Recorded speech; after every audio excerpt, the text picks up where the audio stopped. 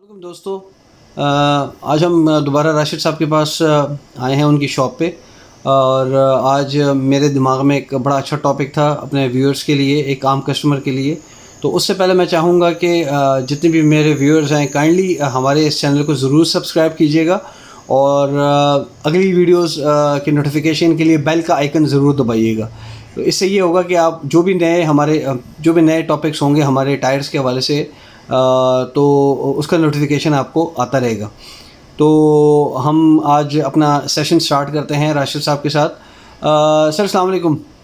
बिस्मिल्लाहिर्रहमानिर्रहीम। वालेकुम अस्सलाम। इमरान साहब, क्या हाल है आपके? अल्लाह का शुक्र सर, ठीक ठाक।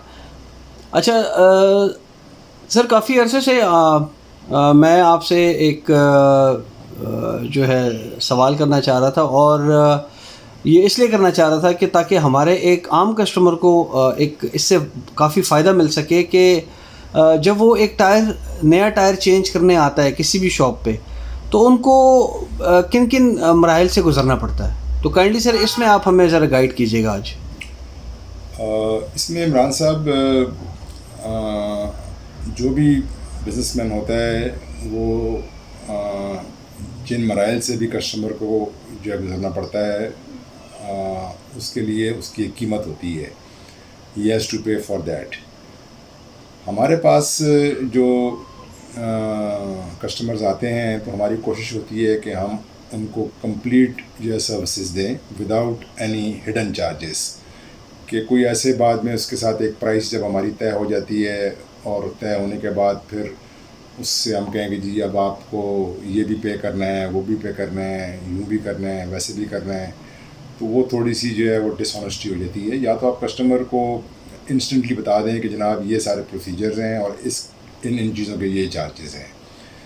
तो coming back to the question, कि सबसे पहले जो कस्टमर आता है आपके पास तो वो अपने माइंड में एक स्पेसिफ़िक ब्रांड लेकर आता है। वो जो स्पेसिफ़िक ब्रांड लेकर आता है या तो उसका वो ज़ाती एक्सपीरियंस होता है जिसकी वजह से वो उसी ब्रांड को इंसिस्ट कर रहा होता है, या फिर ये बात वर्ड ऑफ माउथ के साथ चलती है कि किसी ने कह दिया यार कि आप टायर चेंज करवाएंगे तो आप फ़लाँ टायर जो है वो डलवाइएगा, बाकी ना डलवाइएगा। तो इस सिलसिले में जो है वो सबसे पहले हमारा काम ये होता है कि हम कस्टमर को जो है वो कंप्लीट नॉलेज देते हैं प्रोडक्ट के मुतालिक, कि भाई अगर आप ब्रिजस्टोन का टायर डाल रहे हैं, डनलप का डाल रहे हैं, नेक्सन का डाल रहे हैं या जनरल का डाल रहे हैं तो उसके क्या फ़ायदे हैं और उसके क्या नुकसान हैं। देखिए, जब तक आप प्रोडक्ट नॉलेज नहीं देंगे कस्टमर को, कस्टमर जो है वो उसको इस चीज़ का अंदाज़ा नहीं होता कि इसके अंदर टेक्नैलिटीज़ क्या होती हैं। लेकिन सर इसमें एक चीज़, मेरा जो सवाल है एक और यहाँ पे वो ये होता है कि कस्टमर, ज़ाहिर सी बात है, अगर वो एक ब्रांड का सोच के आता है आपके पास तो ज़ाहिर सी बात है उसने एक प्राइस भी अपने दिमाग में रखी होती है। बिल्कुल ऐसे ही है, उसका बजट होता है अपना एक। तो असल देखें ना, बात ये होती है कि आपने ये कस्टमर को सबसे अच्छी चीज़ देनी है और प्लस जो है वो जो उसका जो बजट है उसको भी आपने सामने रखना होता है। ठीक है। तो लिहाजा हम उसको वो ऑप्शन सारी दे देते हैं। इनिशियली हम उसको सारी चीज़ें बता देते हैं कि भी टायर लेते वक्त जो है वो कौन सा प्रोडक्ट जो है वो आपकी गाड़ी के लिए सूटेबल होगा, कौन सा साइज़ आपकी गाड़ी के लिए सूटेबल होगा, और फिर उसके अंदर डिफरेंट प्राइस रेंजेस आ जाती हैं कि भी फिर अगली चीज़ होती है कि जो प्रोडक्ट वो सिलेक्ट कर रहे हैं वो प्रोडक्ट क्या लॉन्ग लास्टिंग है या बस वो वन टाइम सेल है और उसके बाद फिर जब नेक्स्ट टाइम उसके टायर में कोई प्रॉब्लम आता है। देखिए, जब भी आप टायर परचेज़ करते हैं ना तो इट इज़ एन इन्वेस्टमेंट। आप एक इन्वेस्टमेंट करते हैं। आप कोई टूथपेस्ट या च्युइंग गम नहीं परचेज़ कर रहे कि आपने उसको इस्तेमाल किया, पसंद नहीं आई, आपने फेंक दी और दूसरी ले ली। टायर जब भी आप लेते हैं तो उसके साथ आपका एक मिनिमम 3 to 4 ईयर्स का एक आपकी इन्वेस्टमेंट होती है कि यार मैं अब 3-4 सालों के लिए बिल्कुल फ्री हो गया हूँ। अब इसके अंदर जो फैक्टर्स काउंट करते हैं कि आप राइट प्रोडक्ट किस तरह ख़रीदते हैं, तो वो यही मैंने जो अभी आपसे बात की है कि जब तक आपको उस प्रोडक्ट की सारी मालूमात नहीं होगी आप फ़ैसला नहीं कर सकते हैं। लेकिन सर इसमें एक मेरा सवाल एक और है, उसमें यह है कि अब फॉर एग्जांपल एक कस्टमर आता है वो योकोहामा के लिए, जी ठीक है, या कोई ब्रिजस्टोन के लिए आती है, डनलप के लिए आती है, नेक्सन के लिए आता है। अब इसमें जो मैंने ब्रांड्स के नाम लिए हैं इसमें कुछ ऐसे ब्रांड्स भी हैं जो स्मगल्ड भी हैं। देखिए, एक चीज़ इमरान साहब मैं आपको बता दूं कि इस वक्त जो सूरत हाल है मार्केट के अंदर वो ये है कि स्मगलिंग जो है वो इस वक्त बहुत ज़्यादा रिस्ट्रिक्ट हो चुकी हुई है। अब जितना टायर भी आ रहा है वो इम्पोर्टेड आ रहा है, इम्पोर्टेड पैकिंग में इम्पोर्टेड टायर आ रहा है। ठीक है। पैकिंग की मैं बात नहीं कर रहा ठीक हूँ, है। इम्पोर्टेड टायर आ रहा है। अब इम्पोर्टेड टायर जो है, अब उसके भी दो सोर्स हैं। एक तो ये है कि आप खुद इम्पोर्टर हैं, आपने अपना जिस भी कंपनी के साथ आपकी एसोसिएशन है, आपने वहाँ से टायर मंगवाए और आगे फिर आपने अपने डीलर या डिस्ट्रीब्यूटर्स में डिस्ट्रीब्यूट कर दिए। दूसरी इंपोर्ट अब जो हो रही है वो हो रही है वाया दुबई। अब दुबई से जो टायर आ रहा है वो पैक्ड नहीं होता। बाहर के ममालिक में जो टायर बिकते हैं उनके ऊपर रैपिंग नहीं होती है, तो प्राइस वाइज तो अब दोनों चीज़ें एक ही जगह स्टैंड कर रही होती हैं। ठीक है, फ़र्क बस सिर्फ जो आ जाता है वो पैकिंग का आ जाता है कि एक टायर आपको फुली पैक्ड मिल रहा है, एक टायर जो है वो आपको लोकली आप पैक कर रहे हैं। तो now this question is no more कि जी वो स्मगलिंग है या वो इम्पोर्टेड है या वो और क्या है। क्योंकि मैंने आपको बताया ना कि स्मगलिंग इस वक्त बहुत ज़्यादा कंट्रोल्ड है और उसके ऊपर बहुत ज़्यादा गवर्नमेंट ने सख्ती की हुई है, और जो कस्टमर है उसका इसमें ये फ़ायदा हो गया है कि वो अब उसको राइट प्रोडक्ट मिल रही है। ठीक है ना जनाब। तो लिहाजा अब इसमें ये चीज़ आ जाती है कि लोगों का अक्सर जो सवाल होता है वो ये होता है जी कि ये टायर हार्ड है या ये टायर सॉफ्ट है। अब ये टायर हार्ड या सॉफ्ट की जो गेज जो है ना, जो हमारे दुकानदार भी यूज़ करते हैं और कस्टमर्स भी जो बास होते हैं वो भी उसको देख रहे होते हैं कि वो टायर को ऊपर से दबाकर प्रेस कर कर देख रहे होते हैं कि ये टायर हार्ड है या ये टायर सॉफ्ट है। हालांकि ये बात मैं पिछली वीडियोस में भी कह चुका हूँ कि टायर के ऊपर उसकी पूरी डिटेल दी होती है कि भाई इस टायर के अंदर कितनी प्लाइज हैं, ट्रेड के ऊपर कितनी प्लाइज हैं, स्टील कितना है, पॉलिएस्टर कितना है, नायलन कितना है, साइड वॉल के ऊपर कितना पॉलिएस्टर है, ट्रेडवेयर दिया होता है सर, एक है, दो हैं, फिर उसका ट्रेडवेयर है कि उसकी जो डेप्थ है वो किसकी ज़्यादा है किसकी कम है। तो ये चीज़ें जब आप कस्टमर को इन डिटेल एक्सप्लेन करते हैं तो वो समझ जाता है, क्योंकि वो यूज़र है। ठीक है कि नहीं। वो टायर्स जो हैं बड़े अरसे से उसने गाड़ी रखी हुई है और वो उसको चेंज कर रहा है, उसको भी इतनी समझ होती है यार कि ये जो बंदा बात कर रहा है इसके अंदर कोई लॉजिक है या बस खाली कहानियाँ सुना रहा है। तो अनफॉर्चुनेटली हमारी मार्केट में लोगों को इतनी इन्फॉर्मेशन नहीं होती। तो पहला जो स्टेज आती है वो आती है प्रोडक्ट नॉलेज, जो आप शेयर करते हैं अपने कस्टमर के साथ और ऑनेस्टी के साथ करते हैं। उसमें आप उसको मिसगाइड नहीं करते। ठीक है ना, क्योंकि टायर के अंदर आप किसी से अगर ब्लफ कर रहे हैं, झूठ बोल रहे हैं, गलत चीज़ दे रहे हैं, तो आप उसकी जान से खेल रहे हैं। तो लिहाजा ये जब प्रोसेस आपका कंप्लीट होता है, फिर अगली स्टेज आती है प्राइस की। अब हर कस्टमर की प्राइस रेंज जो है वो अलग होती है। अब अनफॉर्चुनेटली इस वक्त टायर्स की प्राइसेस में बहुत ज़्यादा इजाफा हो गया हुआ है। यानी कि सिंगल टायर जो कार टायर का होता था वो 800-900 रुपये एक टायर के ऊपर फ़र्क पड़ गया है। तो आप उसको 4 को मल्टीप्लाई करें तो कस्टमर बेचारा जो है वो पिस चुका हुआ है इस वक्त। उसको समझ में नहीं आती यार कि मैं कौन सा टायर परचेज़ करूँ। अब जो तो लोग थोड़े फाइनेंशियली स्ट्रॉन्ग होते हैं वो फिर ब्रांड्स में चले जाते हैं कि जी योकोहामा दे दें, ब्रिजस्टोन दे दें, प्रेली दे दें, कॉन्टिनेंटल दे दें। और जो लोग ये मिडिल क्लास के होते हैं वो फिर कहते हैं जी कि फिर आप ऐसा करें, मुझे कुछ चाइना में टायर दिखा दें। अब चाइना का टायर जब हम उसको दिखाते हैं तो उसके अंदर भी फिर डिफरेंट प्राइस रेंजेस आ जाती हैं। अब चाइना के अंदर अब टोयोटा करोला का एक साइज़ है 195, 65, 15। अब उसमें चाइना का जो टायर हम जिसमें डील कर रहे हैं वो नेक्सन का टायर है। अब उस टायर की प्राइस जो है it has gone beyond 42,000 for 4 tyres. इसी में अगर आप कहते नहीं यार इसमें मुझे कुछ सस्ता टायर दिखा दें, तो उसी रेंज के अंदर आपको 34,000 के भी 4 टायर मिल जाते हैं। तो that means there a difference of 8,000 to 9,000 rupees. लेकिन कस्टमर के माइंड में ये बात नहीं समझ में आ रही होती है यार कि ये चाइना और वो जो नेक्सन का चाइना है इसमें फ़र्क क्या है। वो तो सिर्फ ये कहते हैं जी ये भी चाइना है और वो भी चाइना है। ठीक है। अब इस नेक्सन के अंदर और बाकी चाइनीज़ के अंदर जो फ़र्क आता है वो सिर्फ ये चीज़ आ जाती है कि जो मैं बार बार कहता हूँ कि टायर हमेशा जब भी सिलेक्ट करते हैं आप, तो आपको ये एक जहन में रखनी है कि ये आपका 3-4 साल की आपका उसके साथ एक रिलेशनशिप है, और खुदा ना खास्ता एक टायर आपका साल सवा साल के बाद बर्स्ट हो जाता है, डैमेज हो जाता है, तो फिर आपको रिप्लेसमेंट एक टायर की मिल जाए। अब बाकी चाइनीज़ के साथ प्रॉब्लम ये होती है कि वो आपको उस वक्त तो मिल जाते हैं, मगर बाद में जब आप दोबारा मार्केट में आते हैं कि जी मेरा एक टायर ज़ाया हो गया राशिद साहब, तो मुझे एक टायर चाहिए, तो हम कहते हैं जी वी आर सॉरी, अब ये पैटर्न नहीं आ रहा। साइज़ मिल जाएगा आपको, तो चाइना के अंदर यानी कि सिर्फ नेक्सन ही एक वाइड ब्रांड ऐसा नहीं है, इसके अंदर मेरे पास एक दो ब्रांड्स और भी हैं चाइनीज़ में जो कि सस्ते भी हैं और उनकी भी वारंटी है। उनकी वारंटी जो है वो 6 मंथ्स है और नेक्सन की जो वारंटी है वो 2 ईयर्स है। ठीक।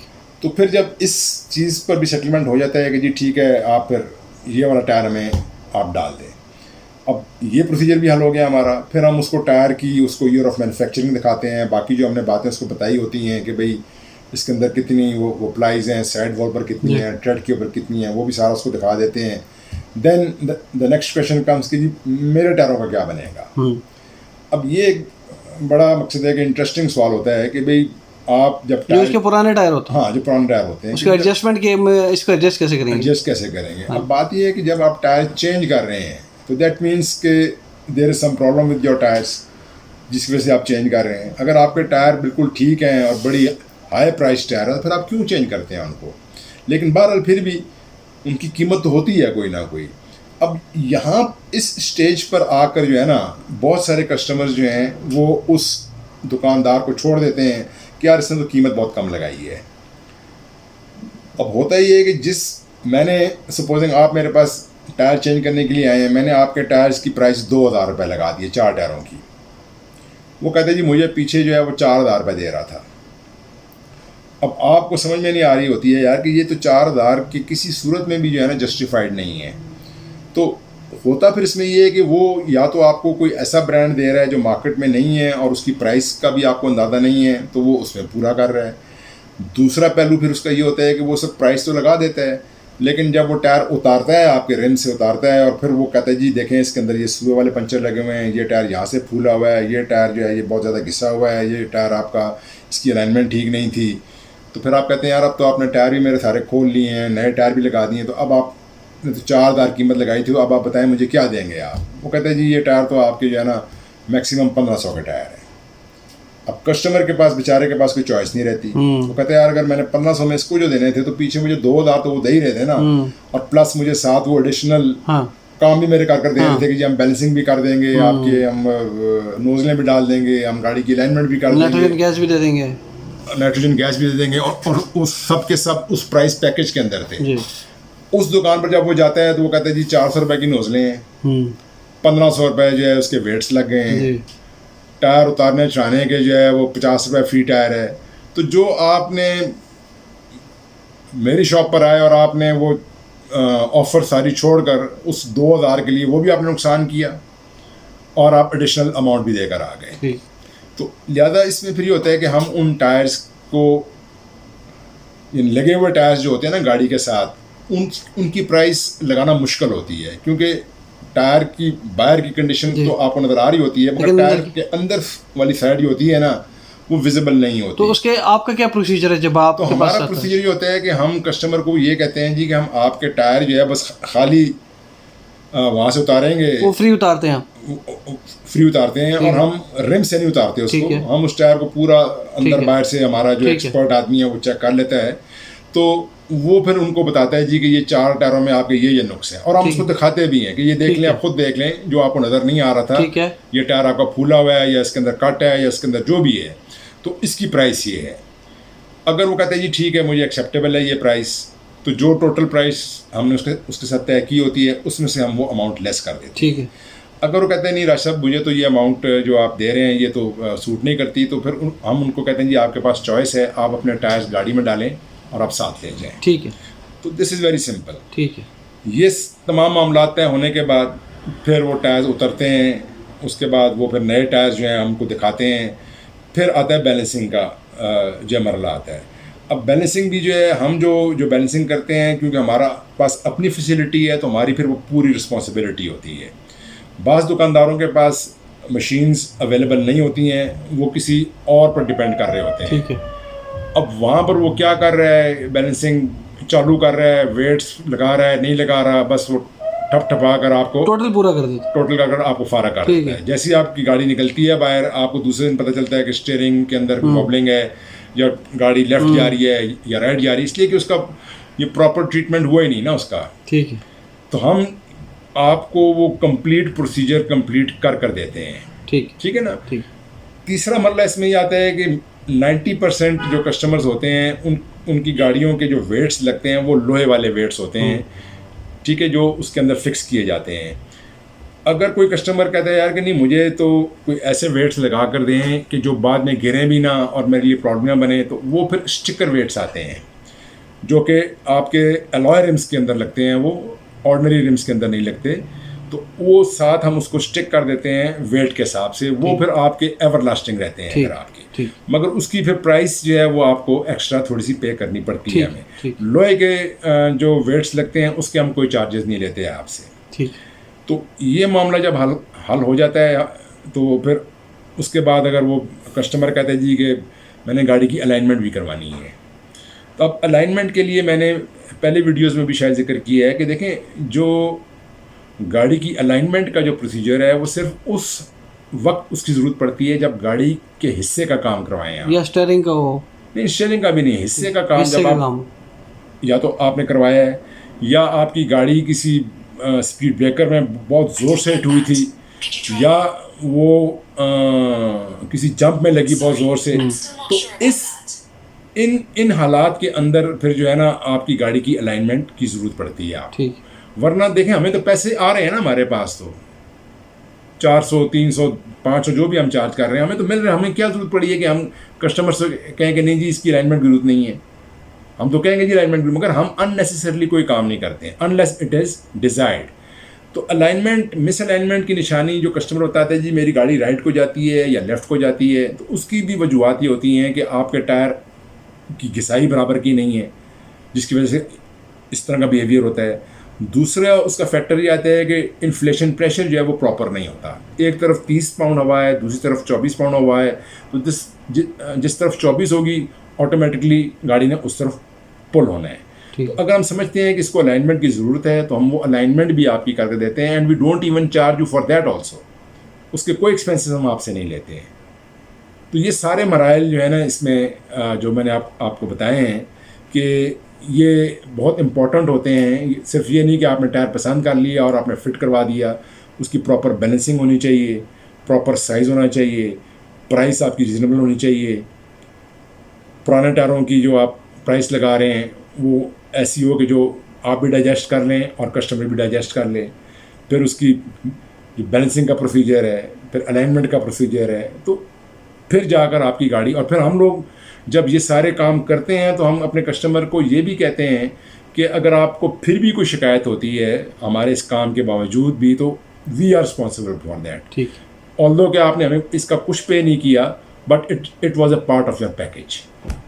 बहुत बहुत शुक्रिया राशिद साहब, काफ़ी इन्फॉर्मेटिव थी सर आज आपकी वीडियो। Thank you. और उम्मीद है कि जितने भी हमारे व्यूअर्स हैं तो इससे मुस्तफ़ीद होंगे। Thank you sir. अल्लाह हाफ़िज़ सर। अल्लाह हाफ़िज़।